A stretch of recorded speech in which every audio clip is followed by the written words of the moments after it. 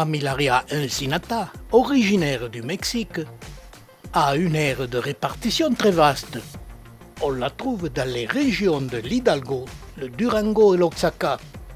Parmi toutes les espèces de Mammillaria, elle est très facile à identifier, car c'est la seule espèce galactophile qui a l'aiguillon central crochu.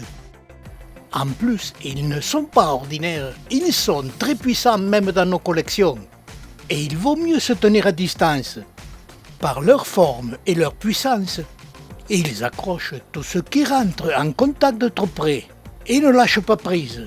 Hormis cette particularité, c'est quand même une espèce très intéressante, non prolifère et de culture facile, qu'il faut bien soigner en fin d'été pour avoir un très bon développement, car au printemps suivant, c'est sur cette partie de développement de l'année précédente que se développera les premiers boutons de fleurs.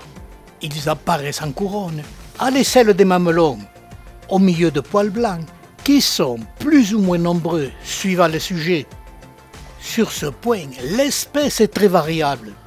Cette espèce, dès l'âge de 2 à 3 ans, bien soignée, peut donner une floraison printanière, qui sur les jeunes sujets est très proche de l'apex. Ces fleurs qui peuvent durer plusieurs jours. Dès que le soleil apparaît, elles s'épanouissent le matin et se refermeront le soir. Comme les boutons sont très nombreux, cette floraison durera plus d'un mois. Autre particularité, chaque fleur sont très colorées à leur épanouissement. Et comme elles durent plusieurs jours, elles se décolorent en vieillissant. Et comme cette espèce a une aire de répartition très vaste, la floraison est légèrement différente, en donnant des colorations des fleurs variables d'un sujet à l'autre. Et j'ai là 2 sujets plantés côte à côte, qui chaque jour me donnent des fleurs qui n'arrêtent pas de m'étonner par la coloration variable de leurs fleurs, qui évoluent tous les jours. En plus, comme j'ai des sujets qui sont âgés de plus de 20 ans, j'ai une très belle floraison en couronne. Et parfois, j'obtiens une floraison retardataire.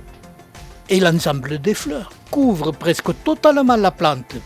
Cette espèce facile de culture, intéressante par sa floraison, donnera en fin d'été et en automne un grand nombre de fruits qui peuvent eux aussi apparaître en couronne, rendant l'espèce décorative aux fleurs autofécondes qui donnent des fruits avec toujours des graines.